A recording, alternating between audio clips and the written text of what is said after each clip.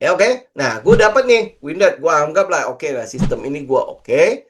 Nah, sekarang gue maju. Gue udah dapat dong sistem kan dengan Winred 32%. Sekarang gue maju. Gue live trade. Gue forward testing di 25 transaksi pertama. Ini gue forward loh. Artinya gue pakai real money. Kalau oke lu teman-teman, oh gue kayaknya belum dulu. Ya udah, 25 transaksi pertama lu pakai paper trading tetapi dengan live. Jadi artinya gue masuk nih, walaupun pakai paper. Sekarang TradingView udah ada paper tradingnya kok. Tapi nggak tahu ya Indonesia bisa dipakai nggak? Atau lu bisa pakai Stockbit ya, pakai akun demonya. Ya, jadi pakai real data. Ya, real data dengan sistem yang sudah lu rancang. Oke, nggak usah pakai uang benar dulu deh. Nggak apa-apa. 25 transaksi ini lu tes dengan live. Lu akan lihat nih bagaimana nih win rate gue tetap sama nggak 32%.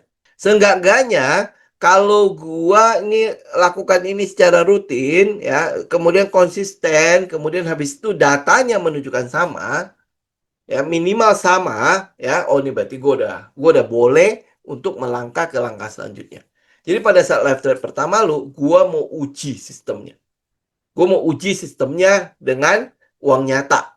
Ya kalau makanya saya bilang kalau misalnya lu masih belum berani pakai uang, ya udah lu demo dulu tapi dengan data yang sudah live. 25 transaksi pertama. Ya, nah kemudian habis itu apa? Fokus. Fokus aja. Pokoknya gue eksekusi dengan syarat dan ketentuan yang sudah gue bikin di backtest gue. Udah, kayak gitu ya. Nah, pokoknya gue nggak mau tahu, pokoknya gue cuman eksekusi sesuai dengan syarat ketentuan gue. Kalau di sinyal muncul, gue ambil, nggak ada sistem, gue nggak trading. Pokoknya 25 transaksi, lu nggak usah batasi. Ya, 25 transaksi tok. Ya, nggak usah ubah sistemnya. Pokoknya udah lu konsisten aja, kan lu udah tahu backtest lu 32% kan. Kalau lu 1:2 minimal ada untungnya. Ya, apakah selamanya itu? Enggak. Teman-teman pasti akan ada adjustment, nanti win rate-nya pasti naik. Pada saat lu sudah mulai tahu, oh ini loh celahnya. Oh ini loh ATM-nya ya, amati, tiru, dan modifikasi. Oh ini loh, oh ini gue bisa tambahin ini buat bilang konfirmasi tambahan dan lain sebagainya. Gue bisa tambahin di situ. Oke ya. Nah ini lu lihat, catat semua transaksinya dalam jurnal. Ingat, jurnal itu tidak boleh dilepas walaupun dia baru namanya testing. Lu harus biasakan untuk menjurnal itu semua ya sejak awal sebelum lu melangkah kemana-mana. Jurnal itu makanya sekali lagi ya, itu adalah pondasinya lu. Itu adalah pondasinya lo. Kemarin kan saya udah bagi ya jurnalnya ya. Teman-teman boleh bayar suka-suka. Nah, lu lihat hasil dari 25 transaksi pada saat lu pakai live data bagaimana? Konsisten nggak? Atau lu bisa adjust? Ya, siapa tahu win rate-nya naik. Nah, kalau win rate-nya naik, bagus. Nah, lu mulai lebih percaya diri dong. Ya, pada saat lu lebih percaya diri, lu tes dengan uang beneran. Kenapa harus tes dengan uang beneran? Karena di situ akan melibatkan emosinya lu. Nah, sekarang uangnya berapa? Uangnya itu harus bisa menggerakkan emosinya lu. Jadi kalau dia terlalu kecil, emosi lu nggak jalan, percuma. Lu harus punya satu standar lah. Lu pasti teman-teman tahu lah standar lu berapa untuk bisa menggerakkan emosinya lu. Ya, tes dengan uang yang benar ya. Nah, dari tes itu, lu lihat hasilnya. Gimana? Konsisten nggak? Kalau konsisten, berarti emosi lu udah terbangun dengan bagus.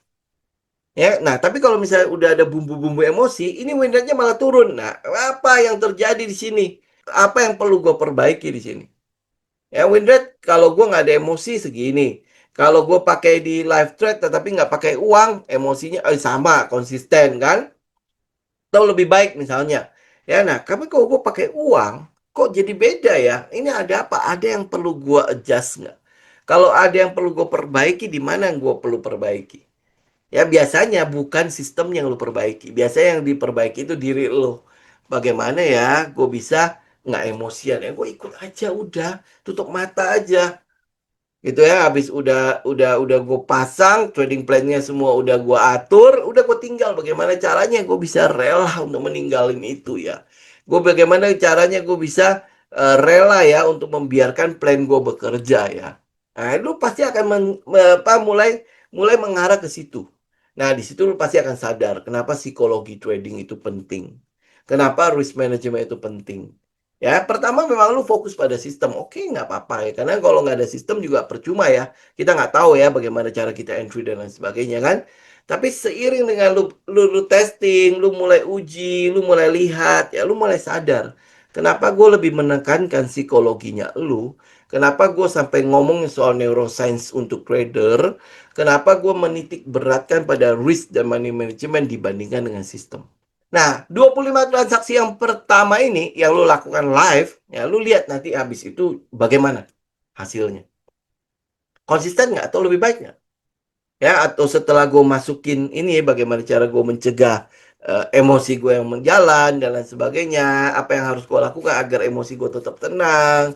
Ya, lu akan mulai mencari itu metode apa untuk meminimalkan emosinya lu. Lu pasti akan terjadi di situ deh. Ya pasti akan mulai mengatur hal-hal seperti itu. Tapi yang pasti adalah tetap evaluasi, tetap jurnal. Ini step 4. Ya, jadi 25 transaksi yang ketiga, habis itu lu mulai perbaiki, mulai adjust ya, kemudian lu tes lagi. Ini masih pakai